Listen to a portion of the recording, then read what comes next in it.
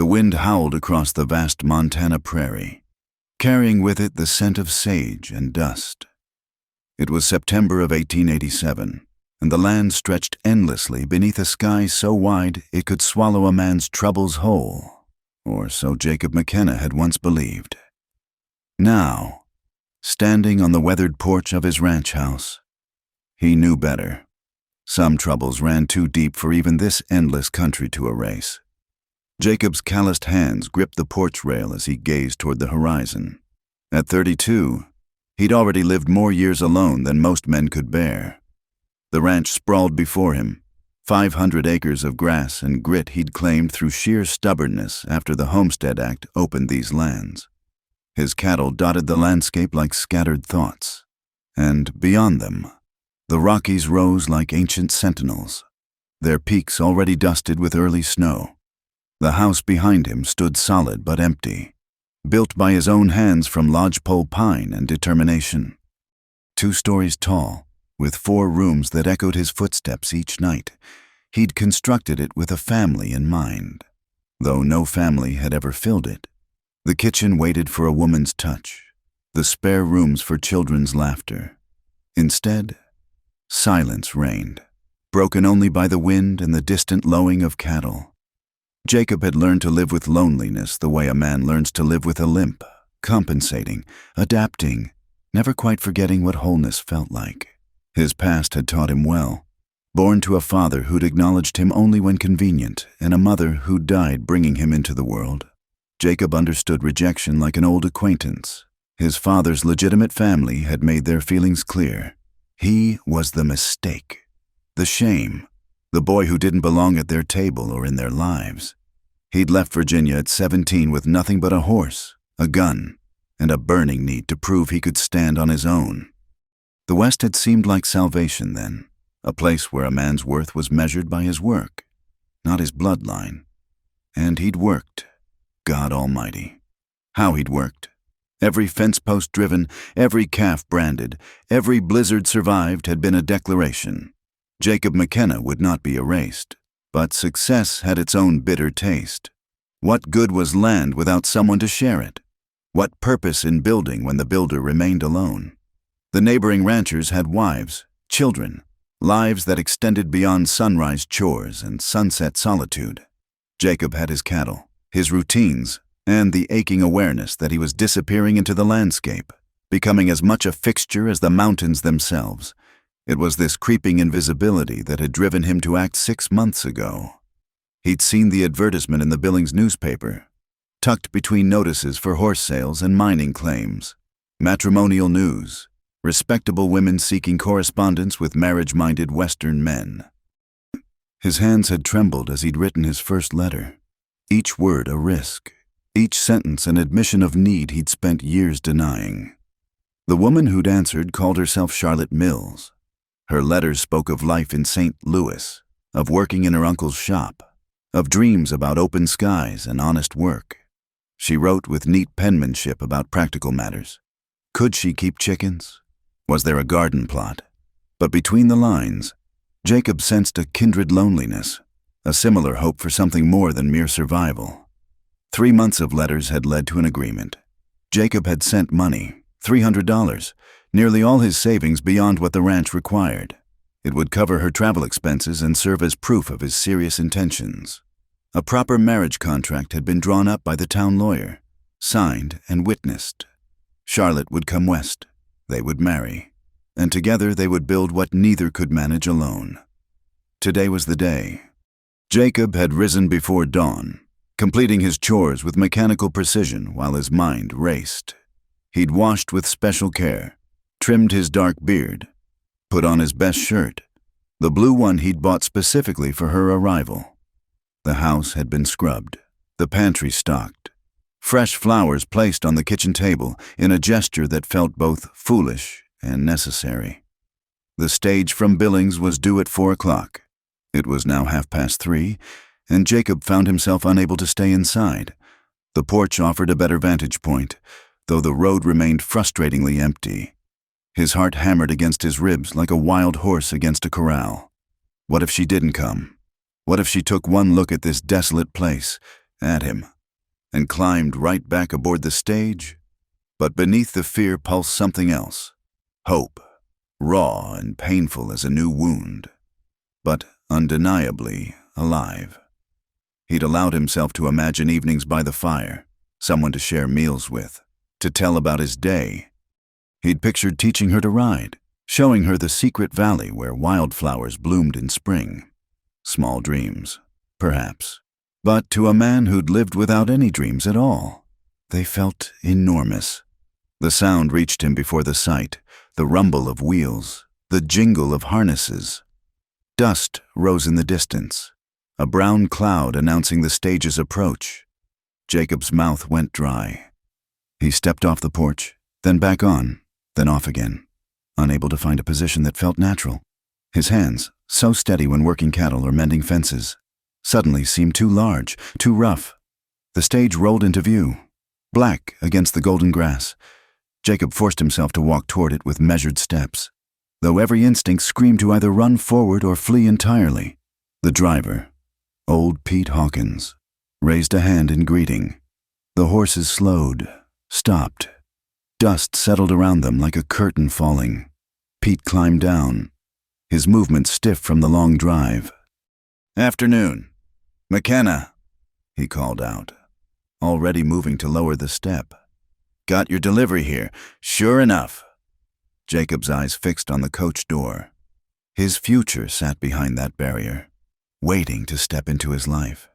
He'd memorized Charlotte's description of herself: medium height, brown hair, hazel eyes, young enough at 25 to start a family, old enough to understand life's harder truths. The door opened. A gloved hand emerged, gripping the frame, then a traveling dress, dusty blue. Then Jacob's world tilted. The woman who stepped down from the coach was young, younger than 25. Her hair was not brown but golden, catching the late afternoon sun like wheat at harvest. Her eyes, when they found his, were the deep blue of winter twilight. But it was her face that stopped his breath, froze his blood, sent his careful plans scattering like startled birds. He knew that face, not from personal memory, but from the shape of the jaw, the set of the nose, the way she held her head with unconscious pride. It was like looking at a feminine echo of the mirror, like seeing his father's features softened and reformed. This was no stranger from St. Louis. The young woman smoothed her skirts, lifted her chin, and walked toward him with determined steps. In her hand, she clutched a leather portfolio.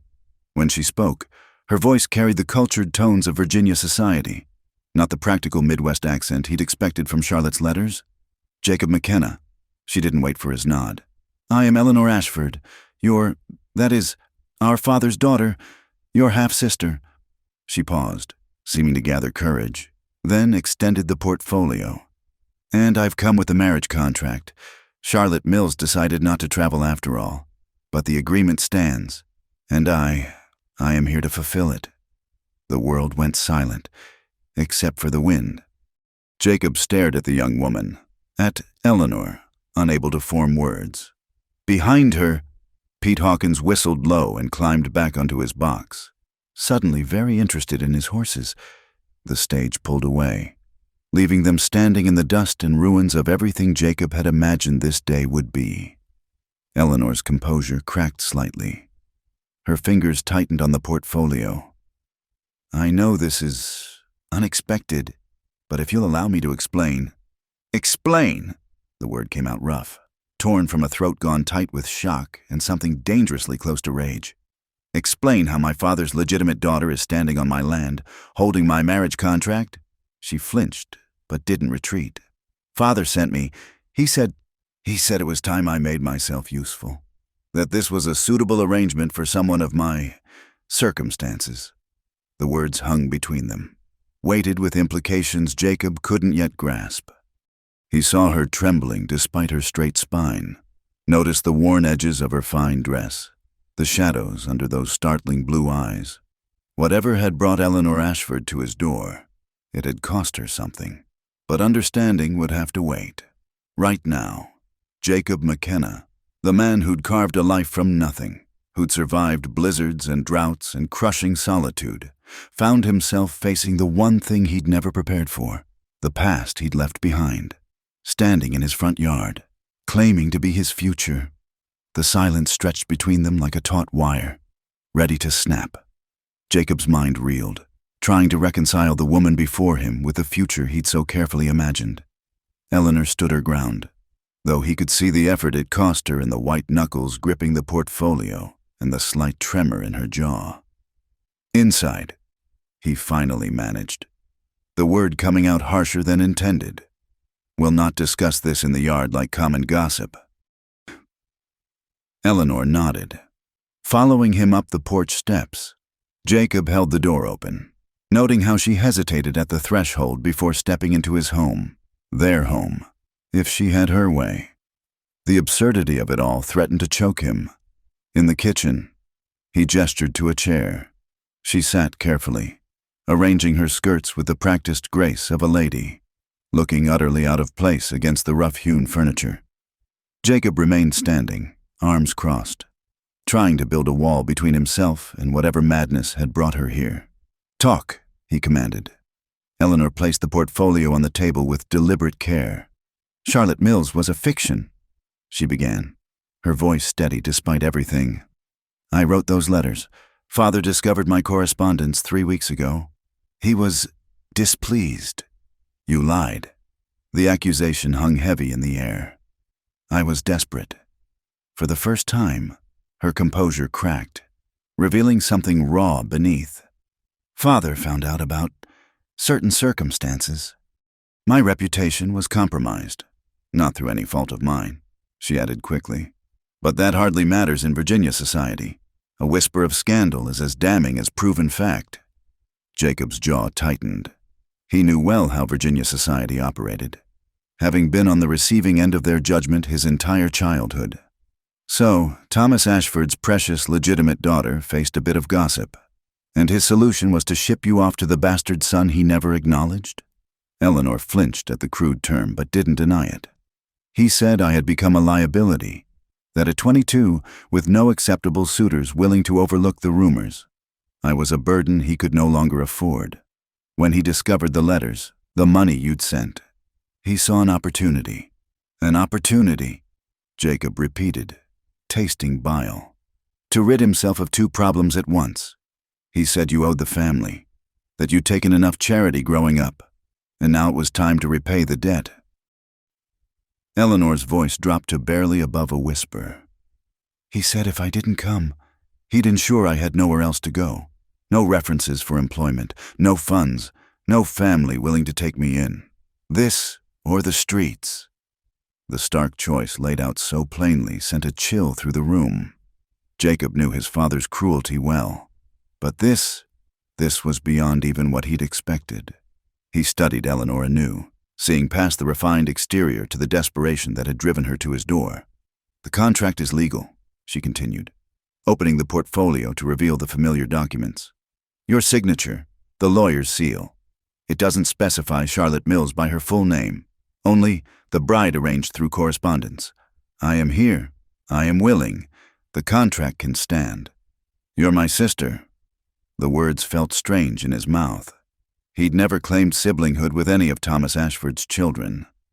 "Half-sister," Eleanor corrected. "And one you've never known.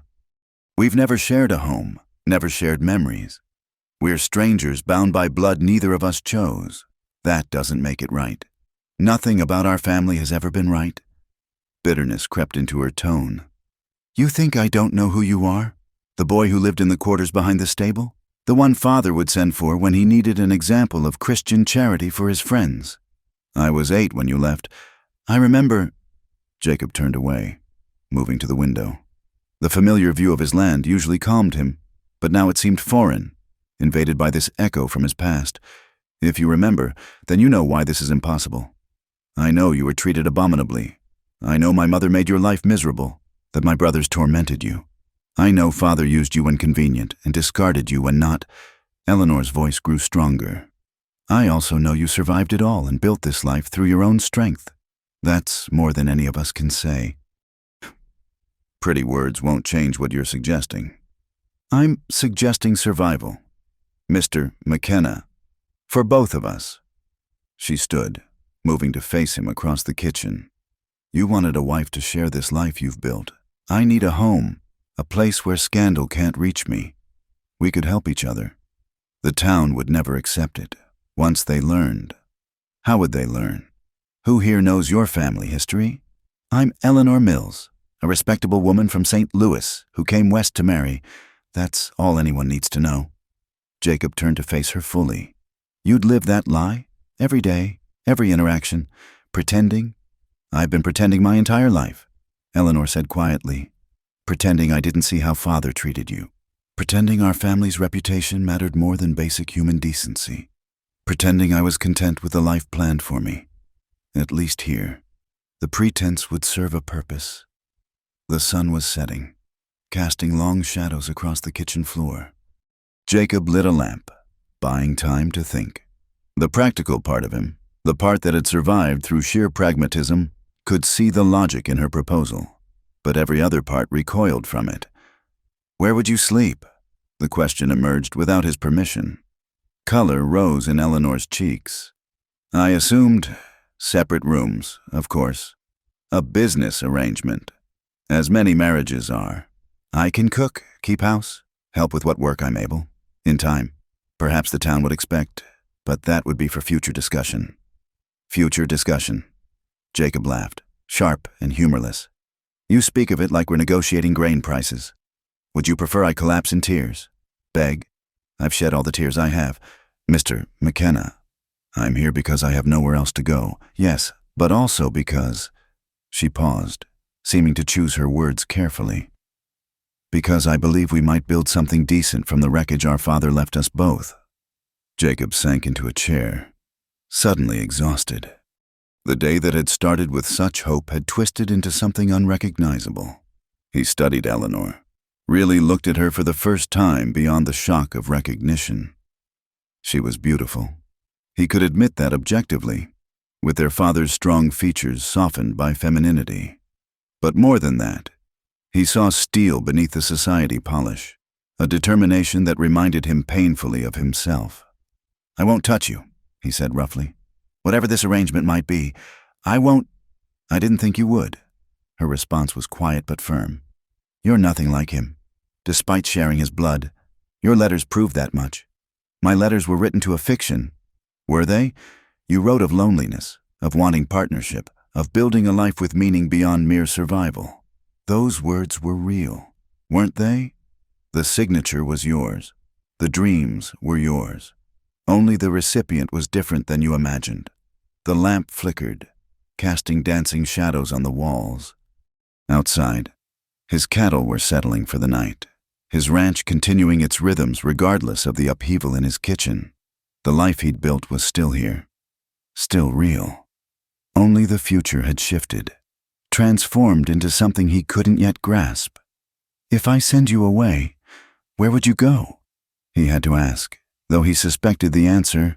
I have $43 to my name, no references, no family who would take me in without Father's approval. I suppose I could find work somewhere, though what a woman of my education could do. She trailed off, but the implications were clear. I'm not asking for love, Mr. McKenna, just a chance to survive with dignity. And if the town discovers the truth, if someone from Virginia comes through, then we face it together. Eleanor interrupted. As partners in this arrangement, I may have been raised in comfort, but I'm not weak. I wouldn't have made this journey if I were. Jacob rubbed his face, feeling every one of his 32 years. He'd wanted a wife, a family, a future. What sat before him was a mockery of that dream. Yet also, perhaps, its only possibility.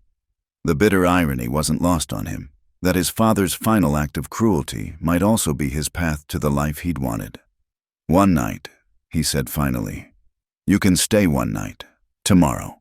We'll discuss this madness further. I need time to think. Eleanor nodded, relief flickering across her features before she masked it. Thank you. I have a trunk on the porch. May I bring it in? I'll get it. He stood abruptly, needing air, needing distance from the impossible situation crystallizing in his kitchen. Outside, The trunk sat where Pete had left it, small, well made. A lady's traveling case that looked as out of place on his rough porch as its owner did in his life. As Jacob lifted it, he caught sight of movement by the barn. His hired hand, Miguel Santos, watched from the shadows, curiosity plain on his weathered face. By tomorrow, word would spread that Jacob McKenna had a woman at his ranch. The speculation would begin, the assumptions, the need for a story that would satisfy the gossips. When he returned, Eleanor had found the spare room on her own, standing in the doorway like she was memorizing an escape route.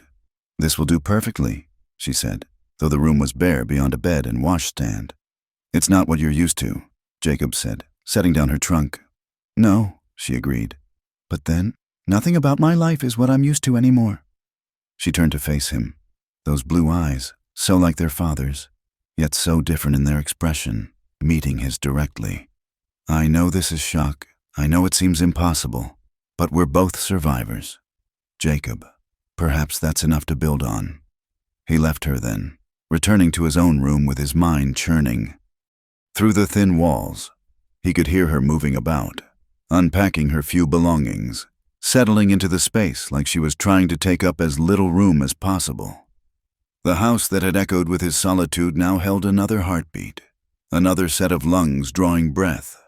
His half-sister, his would-be bride, his impossible future wrapped in Virginia silk and desperate circumstances.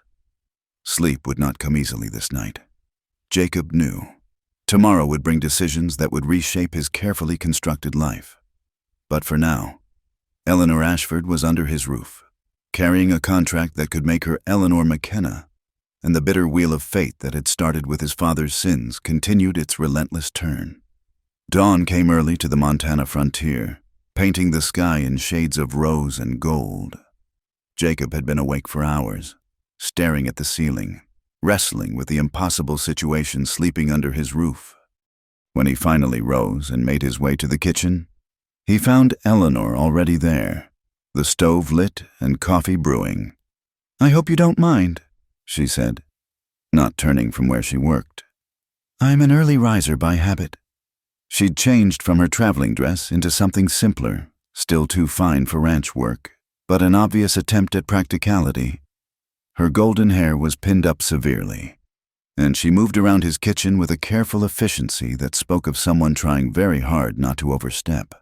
"The stove can be temperamental," Jacob offered, unsure how to navigate this domestic scene.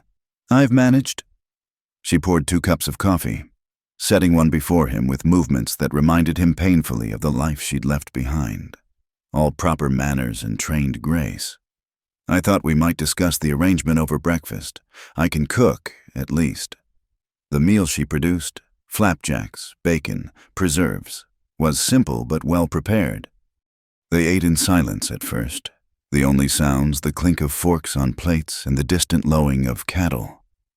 Finally, Jacob set down his cup.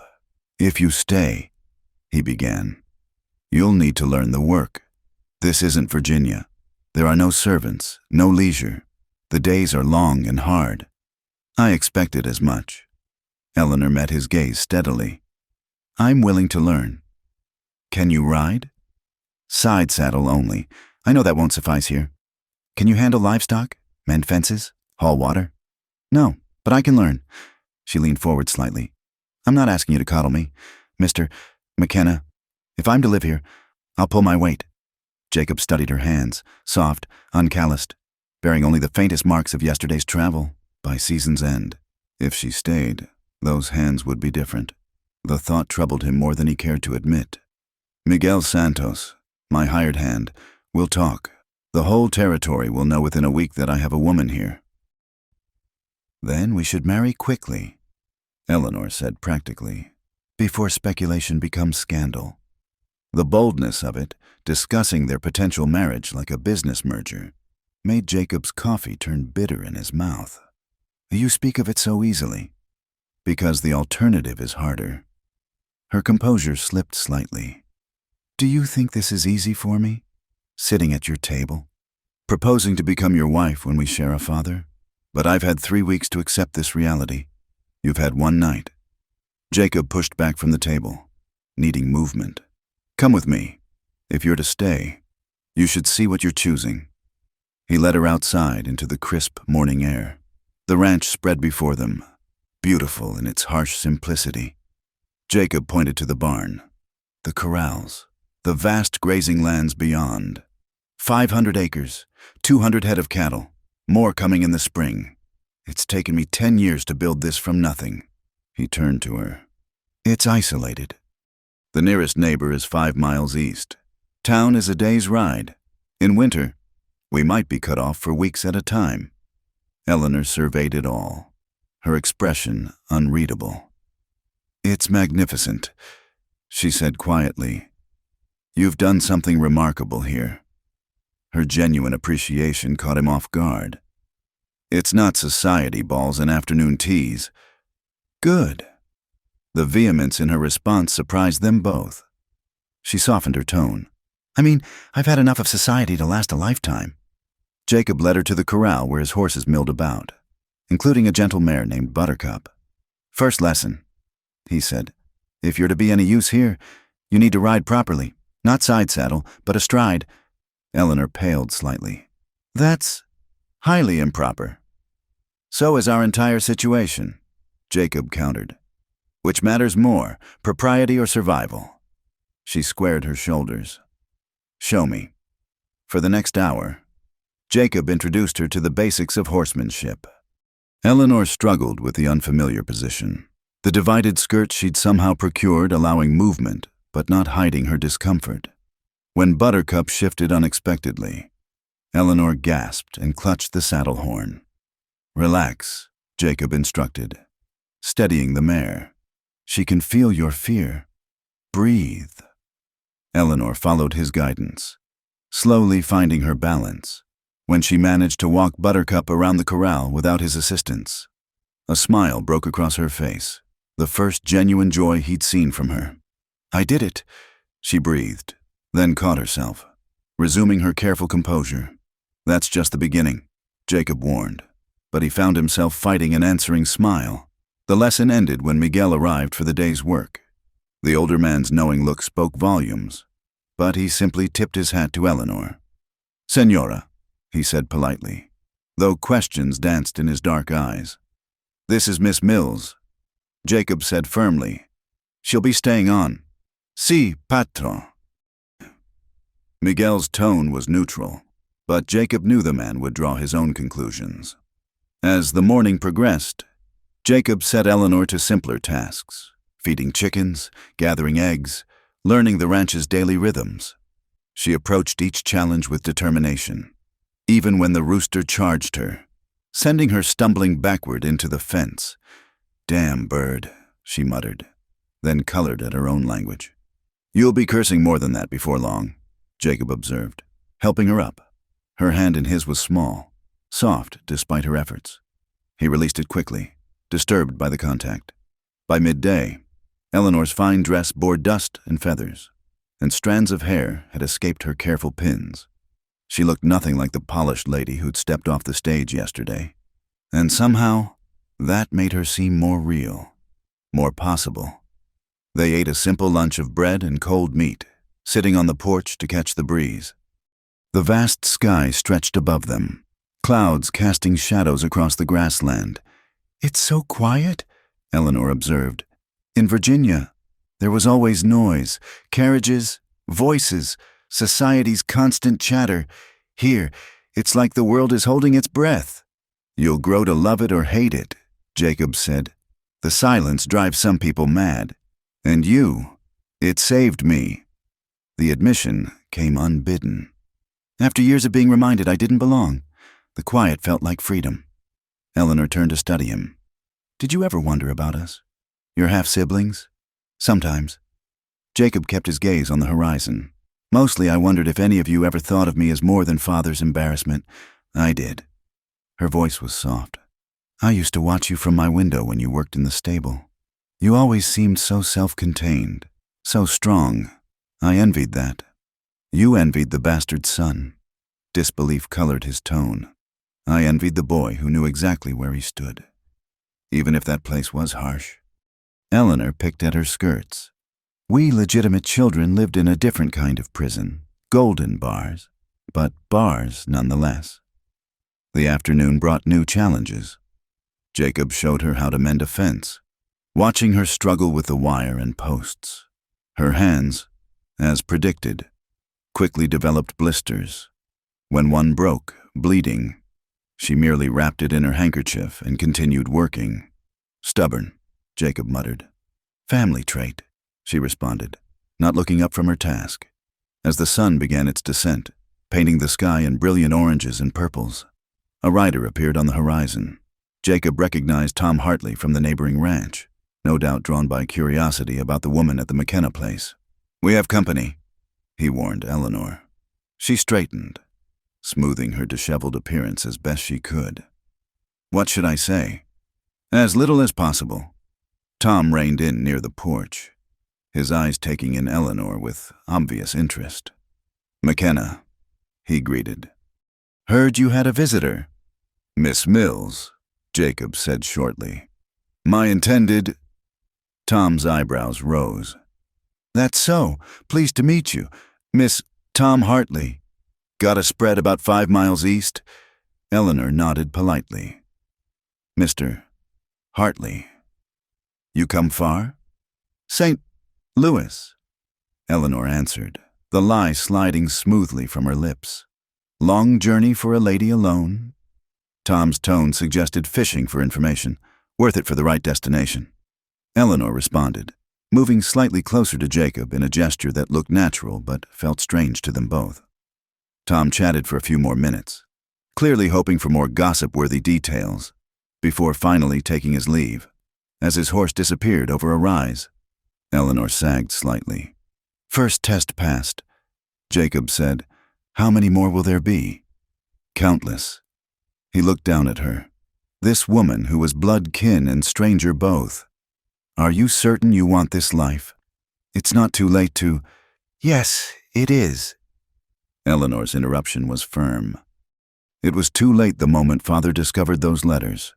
"This is my choice now, Mr. McKenna. Unless you're the one who wants me to leave."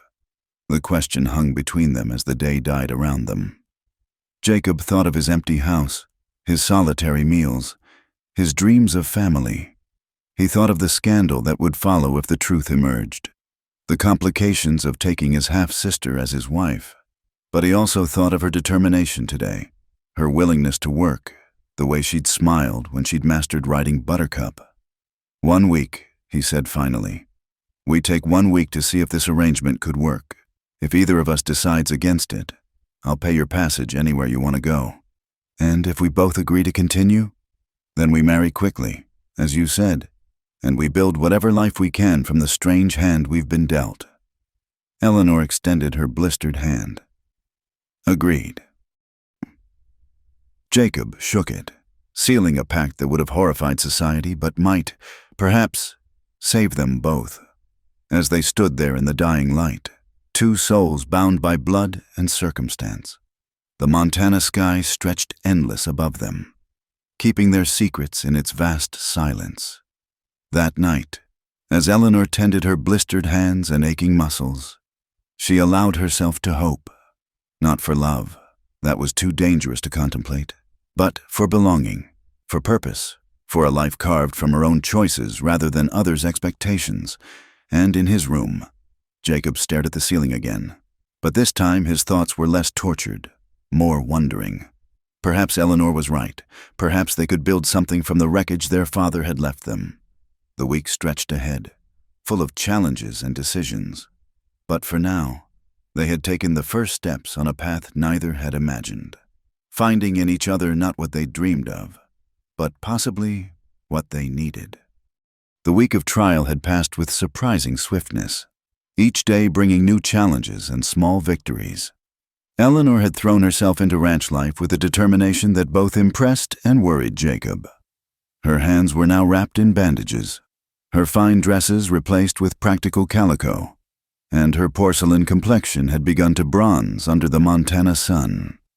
It was on the 8th day that trouble arrived in the form of Frank Morrison and his crew. Jacob had just returned from checking the eastern pastures when he saw the group of riders approaching. 5 men, their intentions clear in their aggressive postures and the way they spread out to flank the ranch house. Frank Morrison, owner of the largest spread in the territory, and a man who believed his wealth gave him rights to whatever he desired, led them. "McKenna," Morrison called out, not bothering to dismount. "Heard you got yourself a woman." Jacob stepped onto the porch, rifle within easy reach but not in hand. "My business, Morrison. Everything in this valley is my business." Morrison's eyes scanned the property, lingering on the window where Eleanor's silhouette was visible, especially when it concerns maintaining proper standards in our community. "Since when do you care about propriety?" Jacob kept his voice level, though anger simmered beneath. "Since word reached town that you're housing a woman without benefit of marriage." Morrison's thin lips curved in an unpleasant smile. "Can't have that kind of behavior. Sets a bad example." One of Morrison's men, Dale Crawford, spat tobacco juice near the porch. "Heard she's a real looker too. Seems a waste, keeping such beauty all to yourself." The kitchen door opened, and Eleanor stepped out. She'd changed into one of her better remaining dresses, her hair properly arranged, looking every inch a respectable lady despite the healing blisters on her hands. "Gentlemen," she said coolly, "I believe there's been a misunderstanding." Morrison's eyes raked over her in a way that made Jacob's hands clench. "And you'd be the Miss Mills we've heard about?" "I am Mr. McKenna's fiancé." Eleanor moved to stand beside Jacob, not quite touching but close enough to present a united front. "We'll be married this Sunday. The delay was merely to allow me time to recover from my journey." "That's so?" Morrison dismounted, his spurs jangling. "Funny how nobody knew McKenna was courting. Man keeps to himself for years, then suddenly has a bride arriving? Makes folks wonder. I fail to see how our correspondence is anyone's concern." Eleanor replied, her Virginia breeding showing in her perfectly modulated tone that nevertheless carried an edge of dismissal. Morrison stepped closer, and Jacob shifted, placing himself partially between them. "Everything out here is folks' concern. Miss, we maintain certain standards. Can't have unmarried women living with men, bringing their city ways and loose morals." Eleanor's spine straightened. "I beg your pardon." "You heard me." Morrison's voice turned uglier. "Bad enough McKenna here thinks he can build something without paying proper respect to those who came before. Now he's importing women like cattle." "Watch your tongue," Jacob warned, his hand moving closer to his rifle. "Or what?" Dale Crawford laughed. "You'll take on all 5 of us? For some woman who showed up out of nowhere?" The other men chuckled, emboldened. One of them, a rat-faced fellow named Silas, added, "Maybe she's looking for better options. Morrison here could show her real prosperity, not this hardscrabble operation. I suggest you leave," Jacob said quietly. "Now, I suggest you think carefully about your position. McKenna." Morrison's false friendliness dropped entirely. "You exist here because I've allowed it. That can change. Is that a threat? It's a neighborly warning. Get rid of the woman or marry her proper and quick. Otherwise, might be some accidents start happening. Fences cut, cattle wandering, wells going bad. Dangerous country out here for a man alone." Eleanor stepped forward before Jacob could respond. "Mr. Morrison, was it? I've met your type before. Men who mistake brutishness for strength, who think intimidation equals respect." Her voice carried the cutting precision of someone raised to wield words like weapons. "You may frighten others with your threats, but you merely reveal yourself as a coward who needs 4 men to deliver a message." Morrison's face darkened. "You'd best teach your woman manners." "McKenna, I'd best do nothing on your say-so," Jacob replied. "You've delivered your message. Now get off my land." For a moment, violence hung in the air like smoke before a fire. Then Morrison smiled, cold and promising. "Sunday, you said. We'll be watching, and if there's no wedding—" He left the threat hanging, remounting his horse with deliberate slowness. As the group rode away, Dale Crawford circled back slightly, Shame if something happened to that pretty face before Sunday, he called out, leering at Eleanor. Jacob raised his rifle then, sighting down the barrel. Crawford, you come near her, you threaten her, you so much as think about her wrong, and I'll put you in the ground. Crawford laughed but spurred his horse to catch up with the others. The dust of their departure settled slowly, leaving Jacob and Eleanor alone on the porch. Charming neighbors, Eleanor observed, though Jacob could see the tremor in her hands. They'll make good on those threats. He said, Morrison's been looking for an excuse to move against me. You've given him one. Then we marry Sunday, as I said. She turned to face him. Unless you'd prefer I leave. Leaving won't stop them now. They've seen you, decided you're a weakness they can exploit. Jacob set the rifle aside, running a hand through his hair. I should have sent you away that first day. But you didn't. Eleanor's voice was soft. Why? He couldn't answer that, not when he didn't fully understand it himself. The week had shown him things he hadn't expected. Her courage, her adaptability, the way she hummed while working, how the house felt less empty with her in it. We need witnesses for Sunday, he said instead, respectable ones. And you'll need a dress. I have one suitable dress left, Eleanor said. And surely Miguel would witness? Miguel and his wife Rosa, maybe Tom Hartley, despite his gossip. Doc Barnes if he's sober. Jacob considered their meager options. It won't be what you're used to. Nothing here is what I'm used to. Eleanor looked out over the land. But I find I prefer it.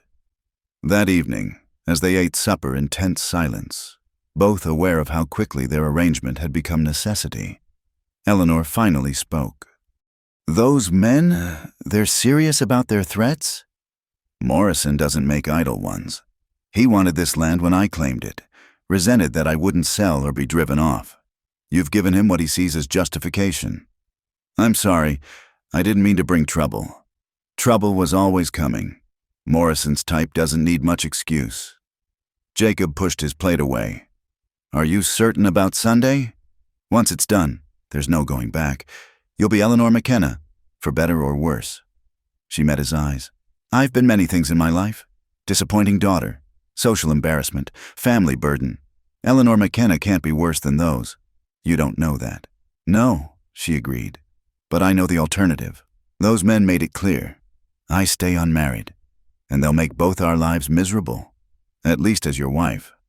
I have legal protection, standing in the community, such as it is. It's more than I had in Virginia. They spent the next day in preparation, a strange domestic dance of two people preparing for a wedding neither had imagined. Eleanor mended her best dress while Jacob rode to town to arrange for the preacher. He returned with news that word had spread. The whole town was buzzing about Jacob McKenna's sudden nuptials. They're taking bets, he reported grimly, on whether you'll actually show up, whether you'll run, whether Morrison will interfere. What are the odds? Eleanor asked, attempting levity. Not in our favor. Saturday night brought tension thick enough to cut. Jacob checked and rechecked his rifles, set Miguel to watching the cattle, worried about Morrison making a preemptive strike. Eleanor found him on the porch past midnight, staring into the darkness. Can't sleep either, she asked, wrapping a shawl around her shoulders against the chill. Listening, he said, making sure they're not out there. She settled beside him on the bench, maintaining careful distance. Tomorrow changes everything. Having second thoughts? Third and fourth thoughts, Eleanor admitted. But not about staying, about us. What manner of marriage this will be. Jacob was quiet for a long moment. I won't be a true husband to you. Can't be, knowing what we are to each other. I know, but we'll need to appear connected, affectionate enough to stop questions. Play acting for the town. Another form of survival. Eleanor pulled her shawl tighter. I've become quite good at play acting. What did you think marriage would be? The question escaped before he could stop it. Before all this? Eleanor's laugh was soft and sad. I thought it would be to some Richmond banker or lawyer, someone father approved of who'd treat me as an ornament. I'd run his household, bear his children, attend his social functions, and slowly disappear into the role until Eleanor ceased to exist entirely. And now I'm marrying a rancher who's my half-brother, in a frontier town where men like Morrison threaten violence, where I've learned to muck stalls and my hands bleed from honest work. She turned to look at him. It's terrifying, and yet I feel more myself than I ever have. The honesty in her words stirred something in Jacob. You're not what I expected, he admitted. What did you expect? Someone fragile, helpless, more like, he trailed off. More like the legitimate children you remembered? Eleanor finished. We were trained to be that way, but training can be overcome, given necessity. A coyote howled in the distance, answered by another. The sound seemed to underscore their isolation, their strange partnership against the world. Tomorrow, Jacob said finally. Whatever comes after, tomorrow we face together. Eleanor stood, pausing at the door. Good night, Jacob. It was the first time she'd used his given name. Good night, Eleanor. As she disappeared inside, Jacob remained on watch, rifle across his knees. Tomorrow would bring either salvation or destruction. But tonight, for just a moment, he'd felt less alone than he had in years. The woman who'd arrived as an unwelcome reminder of his past had become, somehow, his best hope for a future. The stars wheeled overhead, indifferent to human struggles. In a few hours, the sun would rise on his wedding day, a day that would bind him to his half-sister in the eyes of God and law. It was madness. It was necessary. It was, perhaps, the first real choice either of them had ever made. Sunday dawned clear and cold, with a crystalline quality to the air that made the mountains seem close enough to touch. Jacob stood at his mirror, struggling with his collar. Hands that could rope a calf or mend a fence suddenly clumsy with the simple task of dressing for his wedding. A soft knock interrupted his fumbling. Jacob? Eleanor's voice carried through the door. Miguel's wife, Rosa, has arrived. She's helping me prepare. Good, he managed, finally conquering the collar. We leave in an hour. Through the thin walls, he could hear the murmur of women's voices, occasionally punctuated by Rosa's warm laughter. The older Mexican woman had accepted the situation with the pragmatism of someone who'd seen too much of life to be shocked by its twists. When Eleanor emerged, Jacob's breath caught. Her dress was deep blue, properly modest but highlighting her grace. Rosa had worked magic with her golden hair, weaving it into an intricate style adorned with wildflowers gathered from the prairie. She looked beautiful and terrified in equal measure. You clean up well, patron, Miguel observed, breaking the charged moment. He'd dressed in his finest clothes, his wife Rosa beaming beside him. The wagon's ready, Jacob said gruffly, helping Eleanor up. The contact was necessary, expected, but it still sent an unwelcome jolt through him. Her hand trembled in his. The ride to town took 2 hours, each mile increasing the tension. As they crested the final hill, the small church came into view, and with it, a crowd that made Eleanor gasp. Half the territory's here, she breathed. Come to see the show, Jacob replied grimly. Morrison's men were visible near the saloon, watching with predatory interest. Reverend Phillips waited at the church door, his weathered face kind but concerned. Mr. McKenna, Miss Mills, quite a gathering you've drawn. Not by choice, Jacob said, helping Eleanor down. Her fingers gripped his arm as they faced the crowd. The walk to the church felt endless. Whispers followed their progress. Speculation, judgment, curiosity. Eleanor's spine stayed straight, her chin high, every inch the Virginia lady despite the frontier setting.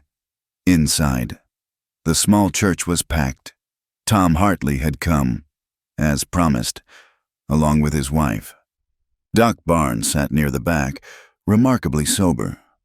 But it was the presence of Morrison and his crew that created a dark undertone to what should have been a celebration. Dearly beloved, Reverend Phillips began, his voice carrying over the restless crowd. We are gathered here today to witness the union of Jacob McKenna and Eleanor Mills in holy matrimony. The familiar words felt surreal. Jacob stood beside Eleanor, acutely aware of her presence, the faint scent of lavender water she'd somehow procured, the way sunlight through the windows caught the gold in her hair. This woman, his half-sister, was about to become his wife. If anyone here knows of any reason why these two should not be joined, let them speak now or forever hold their peace. The church held its breath. Morrison shifted in his pew, and, for a heart-stopping moment, Jacob thought he would speak, but Dale Crawford whispered something, and Morrison subsided with a cold smile that promised future trouble. "Do you, Jacob, take this woman to be your lawfully wedded wife?" The words he'd dreamed of saying, but never like this. "I do. Do you, Eleanor, take this man to be your lawfully wedded husband?" Her voice was steady, carrying clearly. "I do." The rings. They had no rings, that detail forgotten in the rush. But Rosa stepped forward, pulling two simple bands from her pocket. "My first husband's and mine," she whispered. "You return them when you get proper ones." Eleanor's eyes misted as Jacob slipped the worn gold band onto her finger. Her hands were steady now, as she did the same for him. "I now pronounce you man and wife. You may kiss the bride."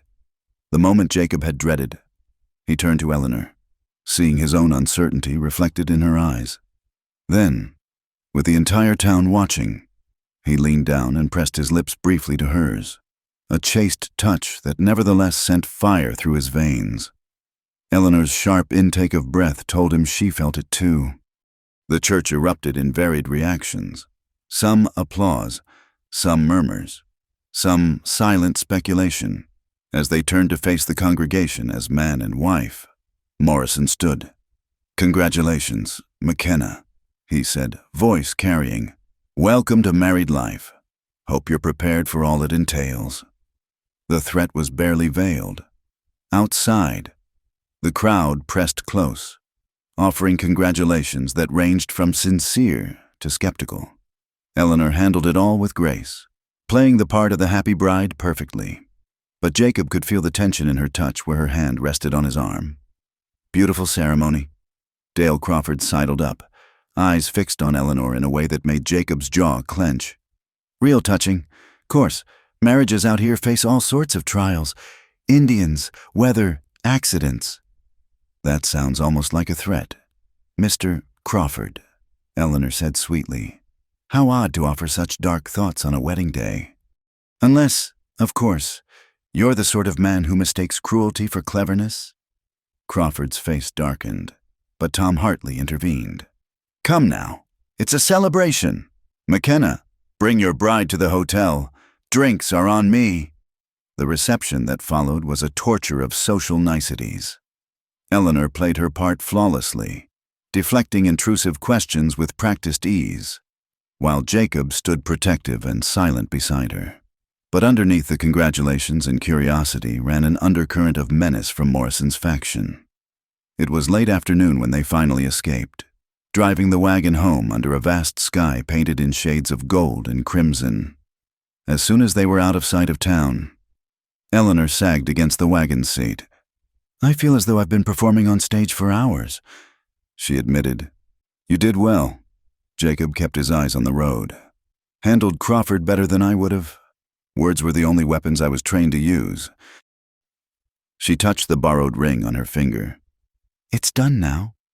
We're married." The weight of that settled between them.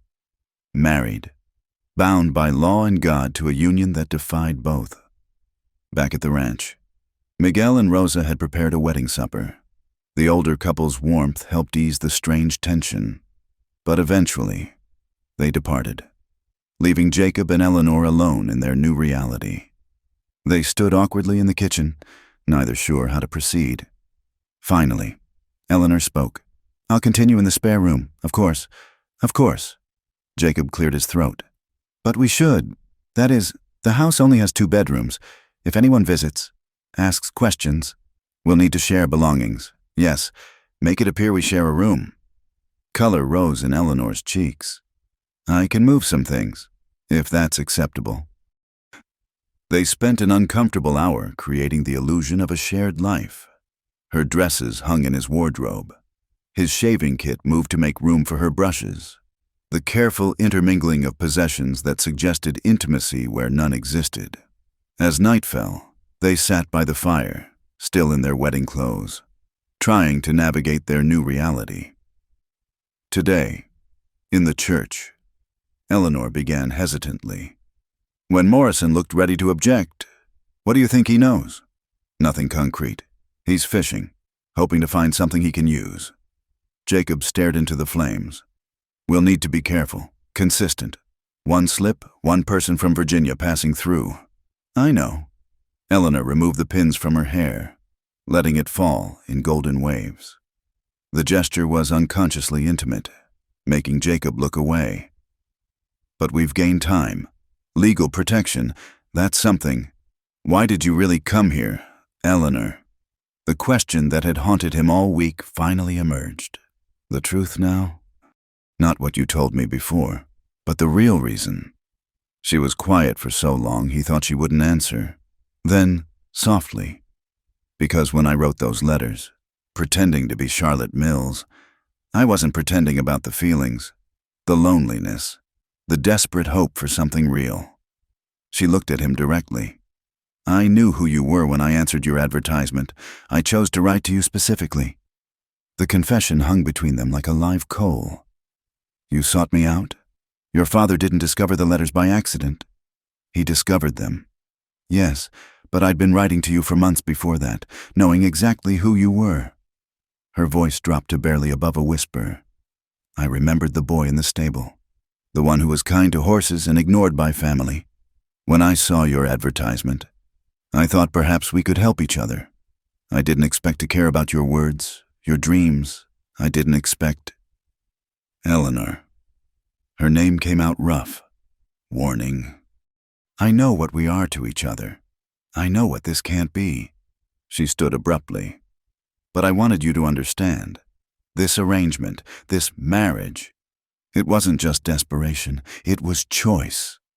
She fled to her room before he could respond, leaving Jacob alone with the dying fire and thoughts that chased each other like wolves.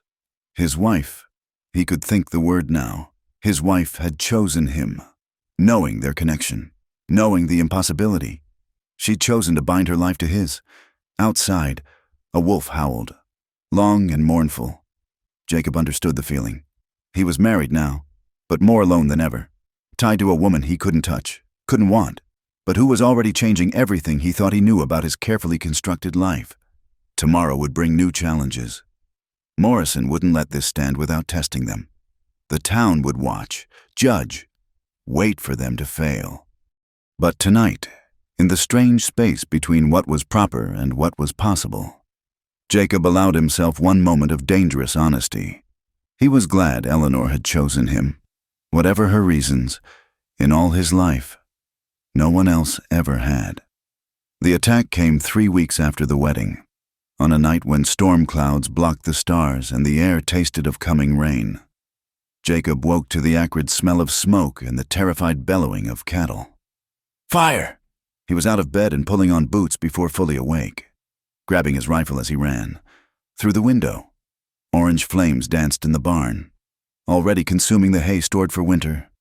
Eleanor appeared in the hallway, wrapping a shawl over her nightdress. "What can I do?" "Get water buckets from the kitchen. Stay away from the windows." Jacob's mind raced, calculating the barn was lost, but they might save the other buildings if they moved fast. Outside, the scene was chaos. Horses screamed in the corrals, cattle milled in panic, and the fire spread with hungry intensity. Miguel was already there, having seen the flames from his small house near the creek, frantically releasing horses from the burning structure. "Patron! They cut the water barrel lines!" Miguel shouted over the roar of flames. Morrison's calling card. Jacob cursed, knowing they'd have to form a bucket brigade from the well. Eleanor appeared with buckets, her face pale in the firelight but determined. Without hesitation, she took a position in the line they formed, passing water hand to hand.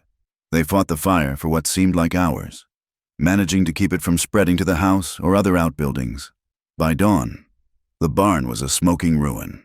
Several cattle were missing, and everyone was soot-stained and exhausted. "At least no one was hurt," Eleanor said, her voice hoarse from smoke. Her nightdress was ruined. Her hands blistered anew, but she'd worked without complaint through the night. Jacob surveyed the damage, fury cold in his chest. This was escalation beyond threats. "Miguel, ride to town. Report this to the sheriff." "Si, patron, but you know he won't do nothing about Morrison's men." "I know, but we file the report anyway." Jacob turned to Eleanor. "Get inside and clean up. Lock the doors." "Where are you going?" Worry sharpened her tone. "To have a conversation." Eleanor caught his arm. "Jacob, no. This is what they want, to provoke you into something rash." He looked down at her hand on his arm, at her face smudged with soot and concern. His wife. The word still felt strange, but the protective fury it sparked was real enough. "They burned my barn, scattered my cattle, threatened what's mine. And if you go there with violence in your heart, they'll kill you. Then where will I be?" The raw honesty in her question stopped him cold. "Please." "We rebuild. We endure. We don't give them the excuse they're seeking." She was right, though it galled him to admit it. Jacob forced his muscles to relax, the rifle to lower. "Inside then, both of us." They spent the day in tense vigilance, taking inventory of losses, making plans for rebuilding.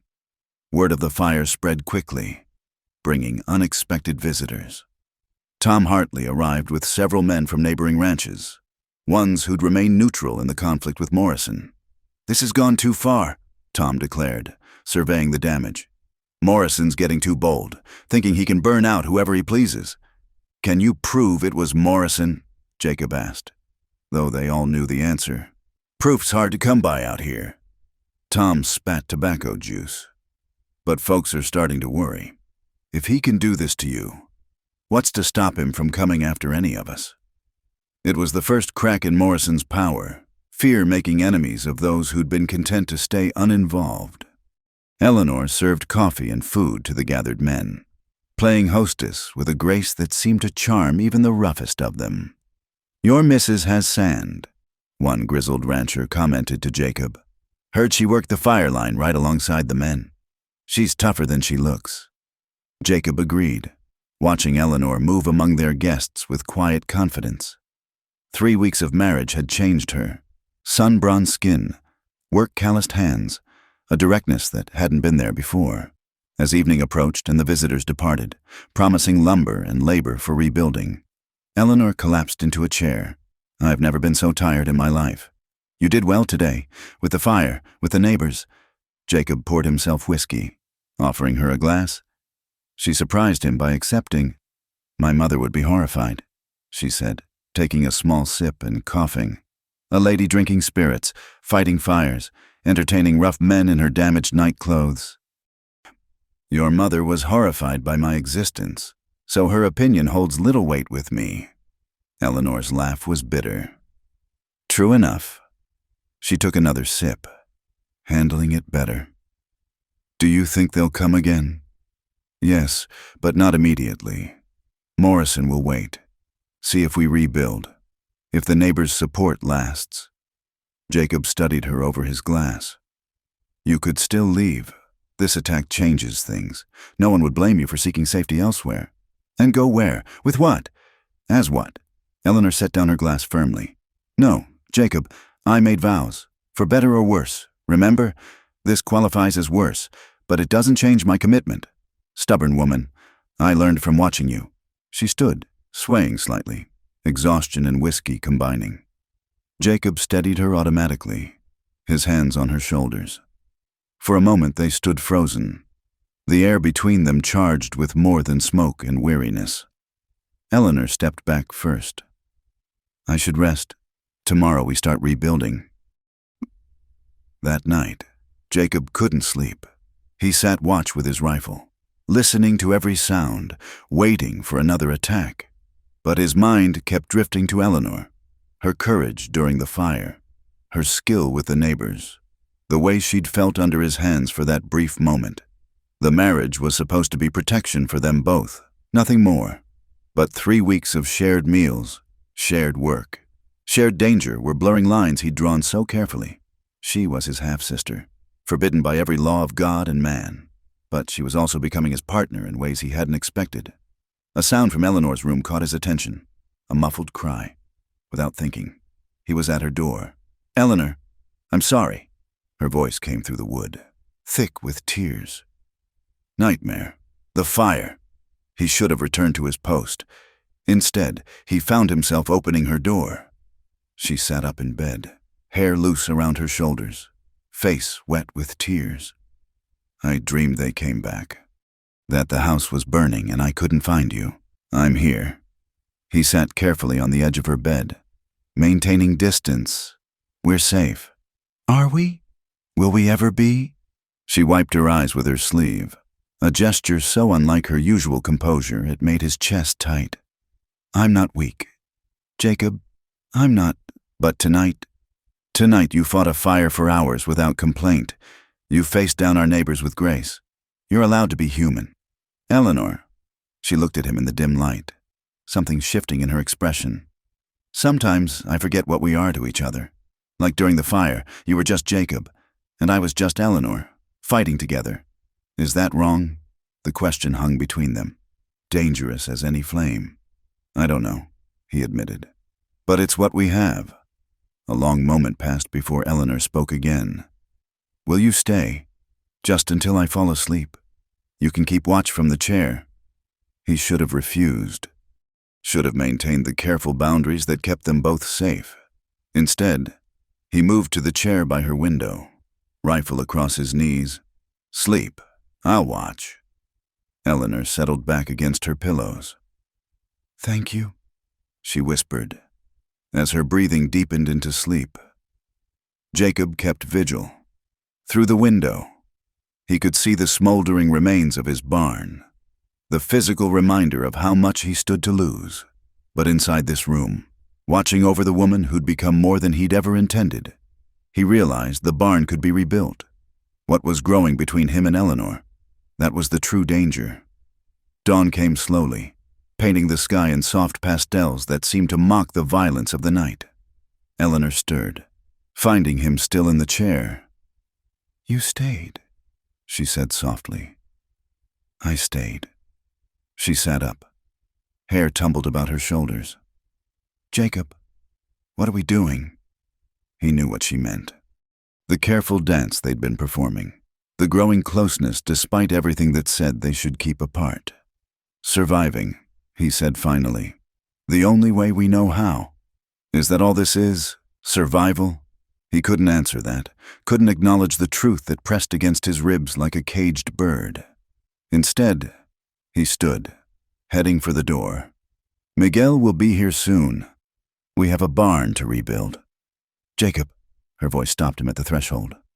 "Whatever this is, whatever we're becoming, I'm not sorry. Despite everything, I'm not sorry I came here." He left without responding, unable to trust what might escape if he opened his mouth.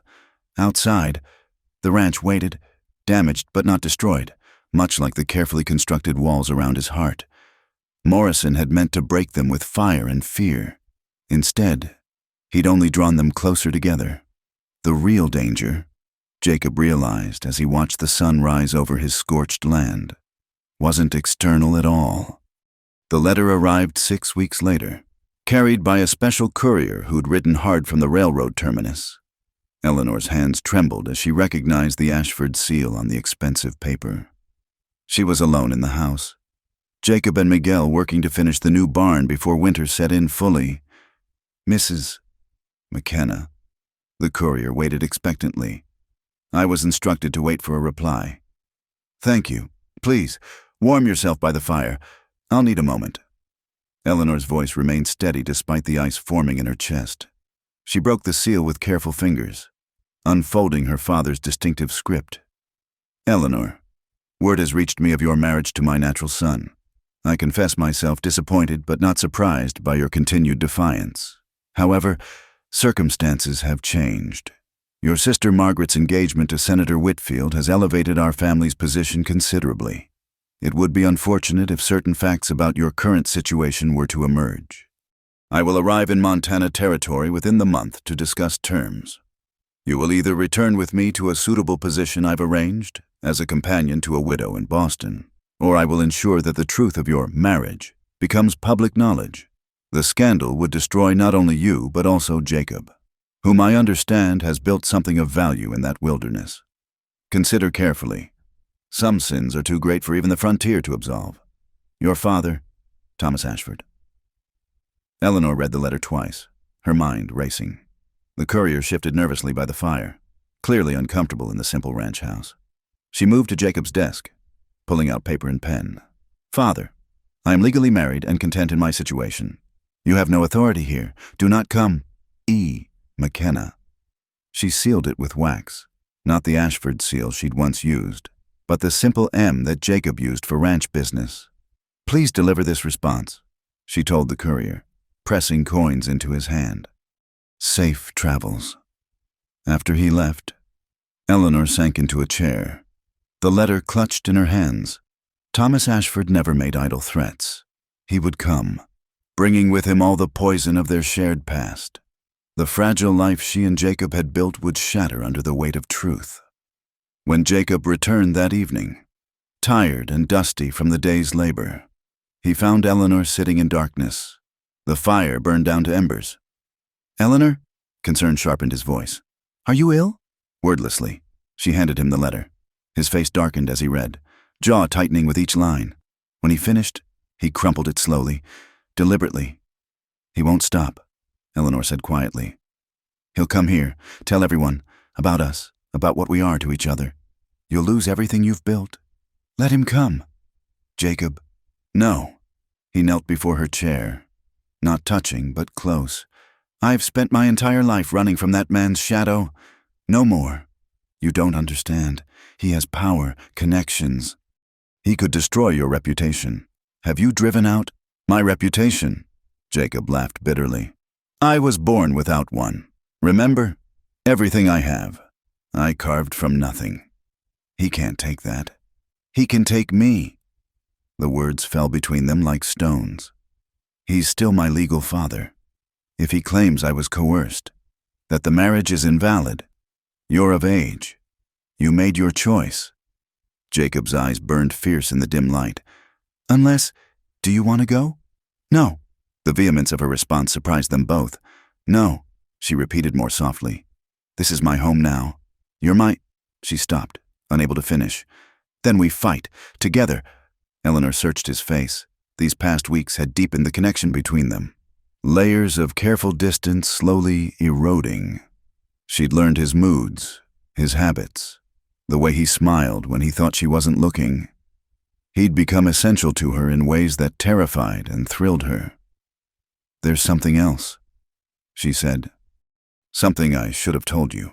The scandal he mentioned, the one that ruined me in Virginia. Jacob waited, patient as he was with spooked horses. There was a young man, James Thornton. He courted me properly for months. I thought I cared for him. One evening, at a garden party, he asked to speak privately. I agreed, foolishly. He pressed his suit too ardently. When I refused his advances, he grew angry. There was a struggle. I struck him with a garden statue to escape. Good, Jacob said flatly. I hope you hit him hard. Despite everything, Eleanor smiled slightly. Hard enough to require stitches, but he claimed I'd encouraged him, that I'd been inappropriate, his word against mine, and in Virginia society. His word mattered more. Jacob's hands clenched. And your father took his side? Father saw damaged goods, a daughter who would bring whispers and sideways glances instead of advantageous connections. Eleanor looked away. So, when he discovered the letters to you, he saw an opportunity to dispose of me while claiming moral high ground. Eleanor, Jacob's voice gentled. Look at me. She met his eyes reluctantly. You survived. You fought.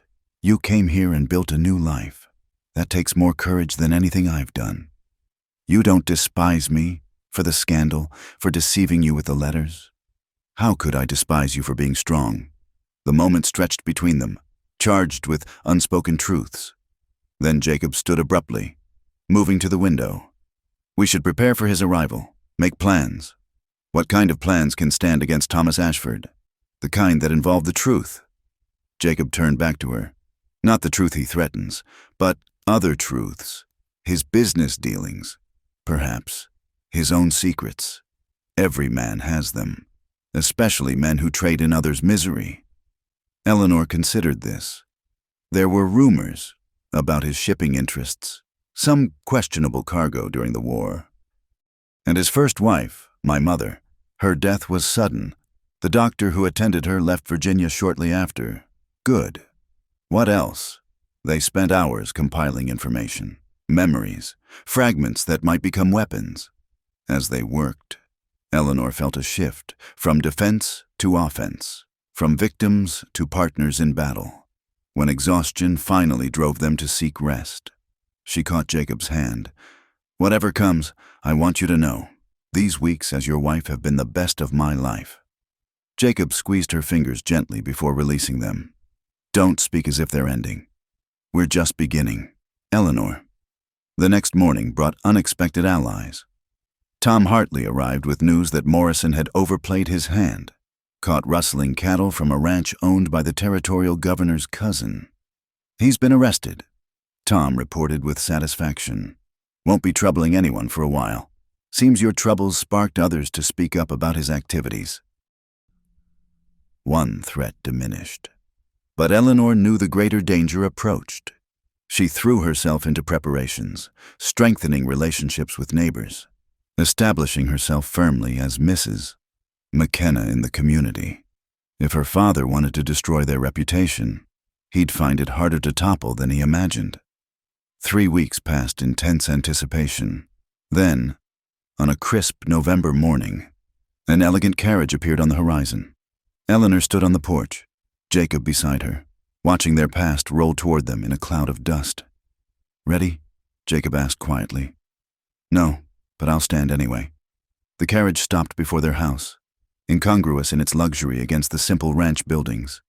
Thomas Ashford emerged, older than Eleanor remembered, but still radiating the cold authority that had shaped her childhood fears. His eyes swept over the ranch dismissively before settling on them. Eleanor, Jacob. He said the names like curses. How quaint. Mr. Ashford, Jacob replied evenly. You weren't invited here. I rarely wait for invitations to correct family mistakes. Thomas's gaze lingered on Eleanor. You look common, daughter. Manual labor doesn't suit an Ashford. Then it's fortunate I'm a McKenna now. Eleanor replied. Thomas's face tightened. About that. This farce ends now. Eleanor, gather your things. You're returning to civilization. No. The simple word hung in the air. Thomas stepped forward, but Jacob shifted, placing himself partially between them. You dare, Thomas began. I dare quite a lot on my own land. Jacob interrupted. You're trespassing. Mr. Ashford, state your business or leave. My business is retrieving my daughter from an illegal and immoral arrangement. Our marriage is legal, Eleanor stated. Filed with the territorial authorities. Blessed by the church. Recognized by our community. Your community? Thomas laughed coldly. Shall I tell them exactly what kind of marriage this is? How you're living as wife to your own? Shall I tell them about the Confederate gold you smuggled? Eleanor interrupted, her voice sharp as winter wind. Or about Mother's mysterious illness? Or perhaps about your business partner who disappeared along with a substantial sum meant for war widows? Thomas went very still. You know nothing. I know enough, and I've written it all down, sealed in letters to be opened should anything happen to Jacob or myself. It was a bluff, but Eleanor delivered it with conviction. Leave us in peace, or face your own scandals. Father and daughter stared at each other across a chasm of years and choices. Finally, Thomas smiled, a cold, bitter expression. You've become quite like me, Eleanor. How disappointing. I've become nothing like you, she replied firmly. I've learned to fight, yes, but I fight for something worthwhile. For love, for home, for the right to choose my own path. Love? Thomas's gaze shifted between them, calculating. Is that what you call this abomination? Eleanor stepped forward, taking Jacob's hand in full view of her father. I call it salvation, from you, from the life you tried to force on me, from the lie that blood determines worth. This isn't over, Thomas warned, but the threat lacked teeth. He'd come expecting to find victims. Instead, he faced survivors who'd forged themselves into something stronger. Yes, it is, Jacob spoke with quiet authority. You'll leave now. Mr. Ashford, don't return. Whatever hold you thought you had over Eleanor, over me, it died the moment she chose courage over comfort. Thomas Ashford stood for a long moment, perhaps seeing clearly for the first time the son he'd denied and the daughter he'd tried to break. Then, without another word, he returned to his carriage. They watched it disappear into the distance, carrying with it the shadows of their past. Eleanor sagged against Jacob, trembling with delayed reaction. Is it truly over? That part is, Jacob agreed, his arm coming around her in support. What comes next is up to us. She looked up at him, this man who was her half-brother, her husband, her unlikely salvation. Then let's choose something better than what we were given. As they stood together on the porch of their hard-won home, the Montana sky stretched endless above them, and for the first time since Eleanor had arrived with a contract and an impossible proposition, the future seemed full of possibility rather than predetermined fate. Spring came late to Montana that year, but when it arrived, it transformed the landscape with violent beauty. Wildflowers carpeted the meadows in purple and gold, and the mountains shed their white caps like old men removing winter hats. The ranch thrived. New calves dotted the pastures. The rebuilt barn stood strong against the winds, and the vegetable garden Eleanor had insisted on planting showed promising green shoots. It was a Sunday morning, the air sweet with the scent of growing things, when Eleanor stood in the small church beside Jacob, but this time not as a bride.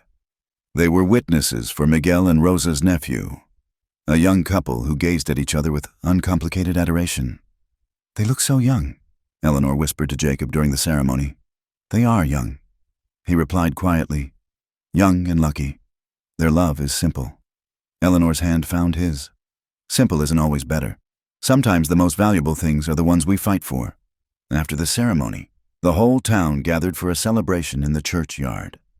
Eleanor had helped organize the festivities, and watching her move through the crowd, laughing with the other wives, bouncing a neighbor's baby on her hip, her face glowing with health and belonging, Jacob felt the familiar ache that had become his constant companion. 6 months had passed since Thomas Ashford's visit. 6 months of shared work, shared meals, shared silences that spoke louder than words. The careful boundaries they'd maintained were wearing thin, eroded by 1,000 small moments of connection. Your wife's a natural with little ones, Doc Barnes observed, joining Jacob at the edge of the gathering. When you planning on having some of your own? The question, innocently meant, struck like a physical blow. These things take time, Doc? Sure, just saying. A spread like yours needs heirs, and Eleanor McKenna strikes me as a woman who'd make a fine mother. Jacob watched Eleanor teaching a group of children a clapping game, her face animated with joy. The doctor was right. She would make a wonderful mother, to children who could never be. That evening, as they drove home under a canopy of stars, Eleanor was unusually quiet. What's troubling you? Jacob asked. Nothing. Everything. She sighed. Today was beautiful. Those young people, so full of hope. The children. The way everyone accepts us now. But it's all built on a lie. No. Her response was fierce. Our marriage isn't a lie. What we've built together isn't a lie. The only lie is that we can never truly be what we appear to be. Jacob pulled the wagon to a stop, unable to drive while his heart hammered so hard. Eleanor, what are you saying? She turned to face him fully, moonlight illuminating the determination in her eyes. I'm saying that I'm tired of pretending I don't love you, not as a sister loves a brother she never knew, but as a woman loves the man who has become everything to her. So, you can't. We can't. Why? The word burst from her like water through a dam. Because we share a father who never claimed you and barely tolerated me. Because society says blood matters more than choice. We've already defied every convention by marrying. Why not defy this last barrier? Because it's wrong. The words came out strangled. Is it? Is what we have wrong? Jacob, the partnership, the tenderness, the way you look at me when you think I don't notice, the way my heart races when you enter a room? She laughed, but it held tears. If this is wrong, then I don't want to be right. Jacob's hands gripped the reins white-knuckled. Everything in him screamed to reach for her, to pull her close and damn the consequences. But beneath the want lay generations of taboo, the weight of laws both social and divine. I love you, he admitted, the words torn from him. God help me, I've loved you for months, but Eleanor kissed him. Not the brief, chaste touch from their wedding, but a kiss full of desperate longing and defiant hope. For a moment, Jacob was lost in it, in her, in the possibility of having what they both wanted. Then he pulled back, breathing hard. Eleanor, please, don't make this harder than it already is. Harder? She laughed again, wilder this time. Every day is hard. Every night in separate rooms is hard. Watching you, loving you, and keeping this proper distance, that's what's killing me. They drove the rest of the way in tense silence. At the ranch, Eleanor fled to her room before Jacob could form words. He stood in the kitchen, torn between following her and running as far as his horse could carry him. A knock at the door interrupted his turmoil. Tom Hartley stood on the porch, hat in hand, expression grave. Tom, what brings you out so late? Got news you need to hear. Jacob, about your father. Thomas Ashford is dead. The world tilted. What? Happened 2 weeks ago in Virginia. Heart gave out, they say, but Jacob... Tom shifted uncomfortably. He left a will, a new one, and you're in it. Jacob invited Tom in, poured whiskey with hands that only shook slightly. Tell me. My cousin works for a law firm in Richmond. Said Ashford left you a letter and a significant sum. Guilty conscience.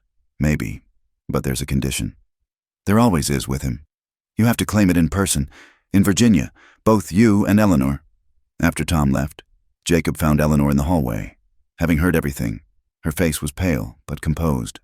We don't have to go, he said. Yes, we do. She wrapped her shawl tighter. Whatever his reasons, this could secure our future, the ranch's future. Virginia means questions, people who knew us before, knew what we are to each other. Then we face them, as we've faced everything else. She stepped closer. Jacob, I meant what I said earlier. I love you. That won't change whether we go to Virginia or stay here, but perhaps this is a sign, a chance to put the past truly behind us. The journey east took 2 weeks. They traveled as Mr. and Mrs. McKenna, sharing a compartment on the train, maintaining the fiction they'd lived for months. But in the close quarters, the tension between them grew almost unbearable.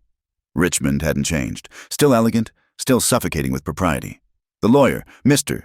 Pemberton, greeted them with professional courtesy that didn't quite hide his curiosity. Mr.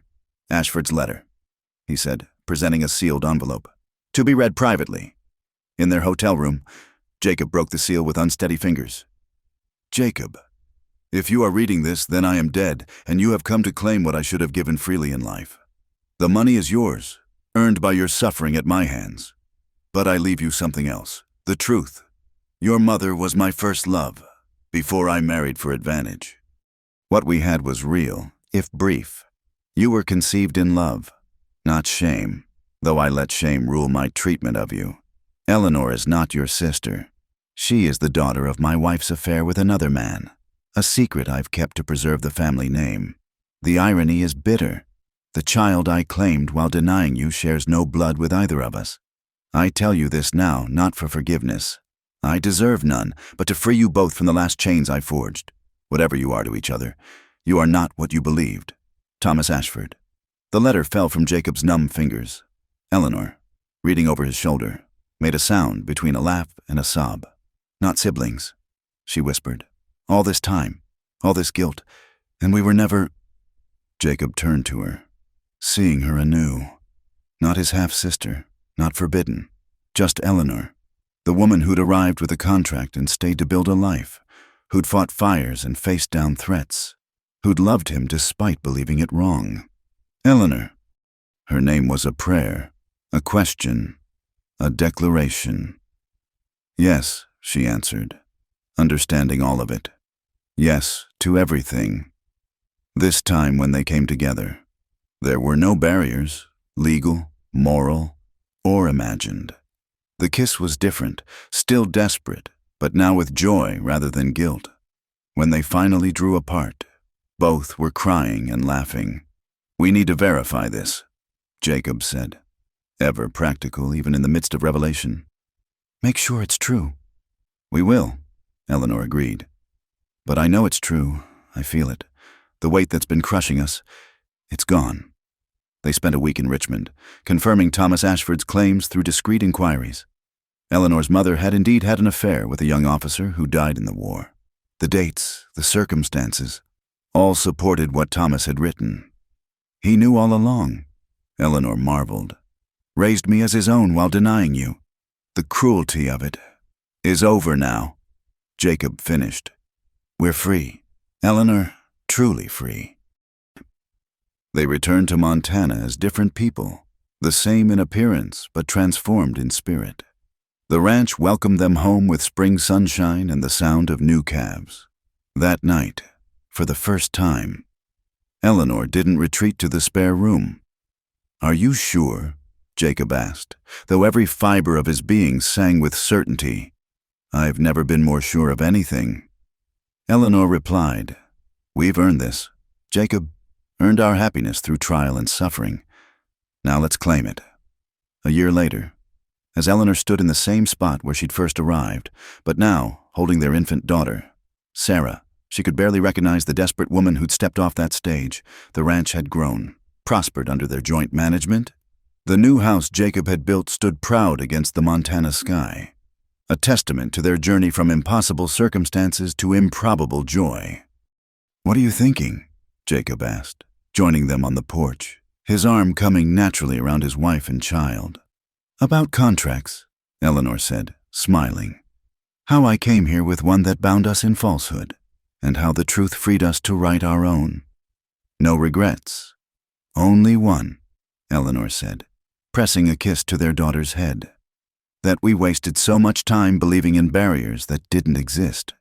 As the sun set over their land, painting the sky in shades of gold and rose, the family stood together, no longer bound by secrets or shame, but by love freely chosen and fiercely protected. The loner rancher had waited for his mail-order bride, but fate had delivered him something far more precious.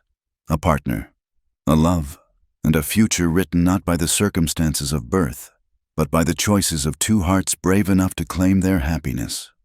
In the distance, a meadowlark sang its evening song, and Eleanor smiled, remembering the woman who'd clutched a contract with desperate hands. That woman had sought survival. This one had found life. Come inside, Jacob said softly. Rosa left supper warming. As they turned to enter their home, their true home, Eleanor paused. The loner rancher waited for his mail-order bride, but his half-sister came holding the contract, she quoted. What a story we've lived. The best stories, Jacob replied, are the ones that surprise even those living them. And together, they walked into their house, into their life, into their ever after, earned not through ease, but through the courage to face impossible odds and emerge, against all expectations, whole. Thank you so much for listening to this wild and emotional journey through the American frontier. Where are you listening from today?